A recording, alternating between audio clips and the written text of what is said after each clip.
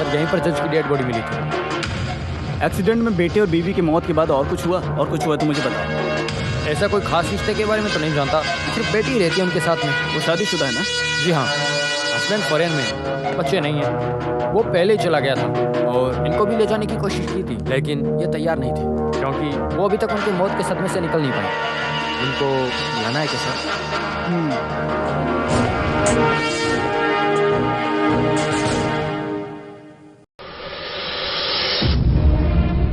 उस दिन सुबह यहाँ कोई आया था क्या जिस पे शक किया जा सकता है? I mean, दोस्त या कोई इंसान जिस पे शक किया जा सकता है? ऐसा कोई आया है, याद नहीं आ रहा। देखो अच्छे से याद करके बताओ, कोई आया था क्या? नहीं, सर्वेंट्स को रखना पापा को पसंद नहीं है और ड्यूटी पे जो गुनमन थे उनकी बीवी की तबीयत ठीक नहीं है, ये फोन आया तो पापा ने उन्हें छुट्टी दे दी थी। सॉरी। अगर तुमने सच बोला तो हम तुम्हें जेल नहीं भेजेंगे। तकरीबन सुबह के 3 बजे होंगे। कुछ आवाज सुन के मैं उठी, उठ के विंडो से बाहर देखा तो 3 लोग भागते हुए दिखे। कुछ तो गड़बड़ है ये सोच के मैं पापा के कमरे की तरफ बढ़ी, लेकिन तभी तक मेरे पापा। ठीक है प्लीज।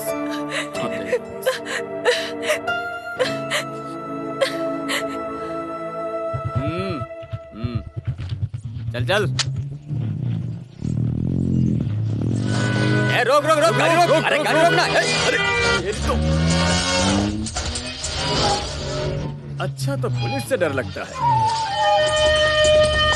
क्या? रे गाड़ी में ब्रेक नहीं है क्या? ऊपर से ओवर स्पीड मोटर व्हीकल है, कम आ जाएगा। चलो बाहर निकलो, जल्दी बाहर आओ। यहाँ से नहीं ले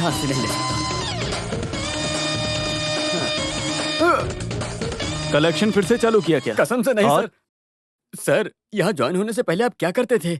आज से सब बंद। हाँ, कसम से सब बंद। लो। और हाँ जी सर। अगली बार जब मिली तो मूछ इतनी बड़ी नहीं मिलनी चाहिए।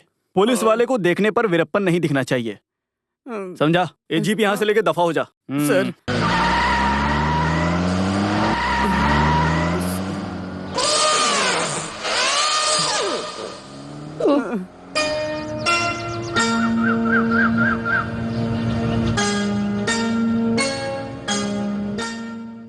फिलहाल के लिए सुंदर है ना सर?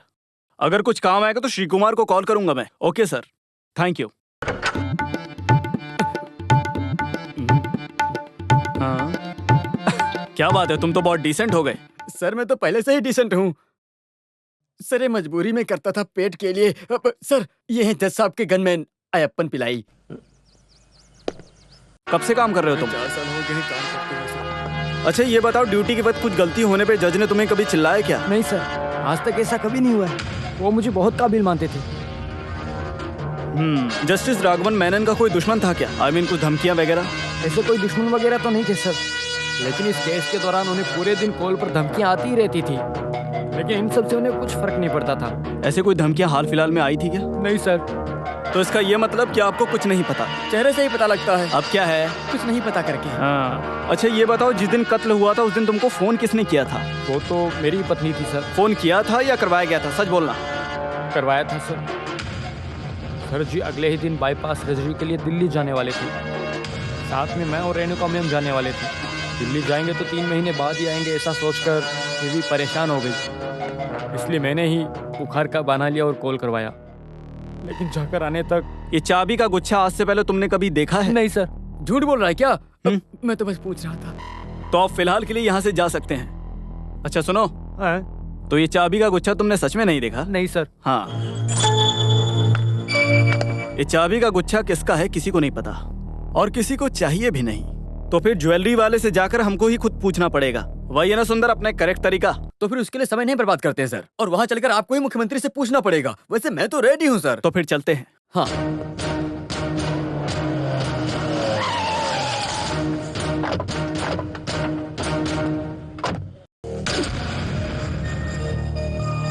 हम क्राइम ब्रांच से हैं। मैं क्या कर सकता हूँ sir? Thank you.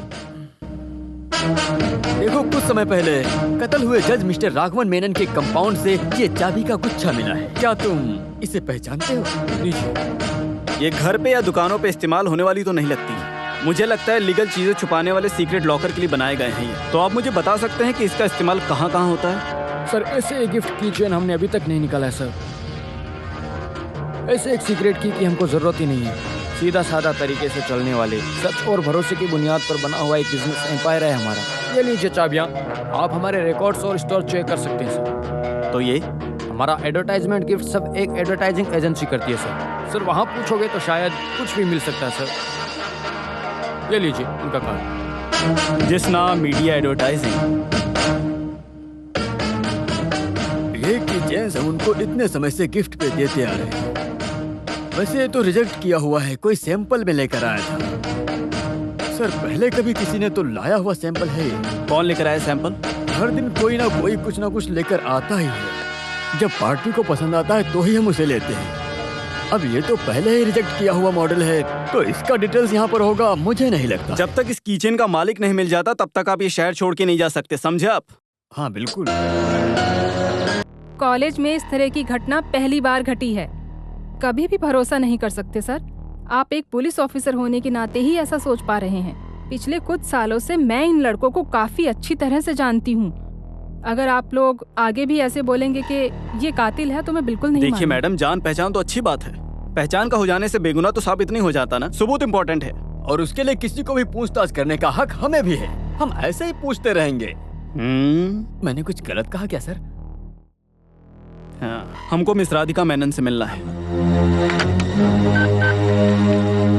Radhika miss को आने को बोलो। कृष्ण कुमार और जस्टिस राघवन मेनन के मर्डर के वक्त इनका प्रेजेंस काफी क्लियर है, समझी ना आप? तो पुलिस को उनको समय पे ढूंढ के निकालना काफी हद तक इम्पोर्टेंट है। और इसके बाद यस मिस राधिका मेनन, मैं Varghese Anthony from crime branch. Radhika आप यहाँ पे? मैं यहाँ पे गेस्ट लेक्चरर हूँ। महाराष्ट्र में रहने वाले रिटायर्ड तहसीलदार जगन्नाथ मेनन के बेटे मिस्टर राघवन मेनन। राधिका, उनके साथ आपका क्या रिश्ता है? दूर के रिश्ते के मामा थे। डरो मत, मैंने ऐसे ही पूछा। क्या करूं, इन्वेस्टिगेशन मेरा काम है। ऐसे बेकार में पूछते रहते हैं, कुछ मिल जाएगा ये सोच। क्या सबूत? तो तुम्हारे वो खास स्टूडेंट्स, आई मीन त्रिमूर्ति, अभी वो मेरे मेन सब्जेक्ट हैं। तो इस केस में मुझे आप दोनों का कोऑपरेशन चाहिए होगा। मिस राधिका, मुझे अभी आपसे और बातचीत करनी है, लेकिन अभी नहीं। मैं आपको बाद में कॉल करता हूँ, टेंशन नहीं लेना। ये फ्रेंडली इन्वेस्टिगेशन है, वही मेरा तरीका है। Let's go. बोला ना, चलो। सर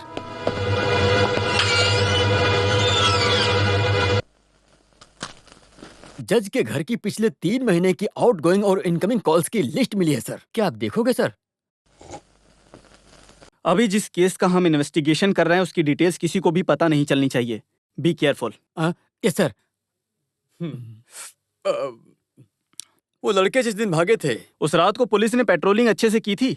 स्टेट के सारे कोने कोपचे को मस्त एक रात में छान मारा। उस हादसे के बाद पेट्रोलिंग में कोई कमी नहीं है। यहाँ वहाँ भाग ही रहे ना। अगर पेट्रोलिंग सही से हुई है इसका मतलब वो त्रिमूर्ति शहर में ही है। लेकिन मैं जानता हूँ कि वो इस शहर से भागने की कोशिश जरूर करेंगे। एक और बार छान मारूं क्या? हाँ, इसकी जरूरत पड़ेगी। उनको पकड़ना ही होगा, और वो भी बहुत जल्द। छान मारूं फिर? हाँ, बोला ना मैंने। सर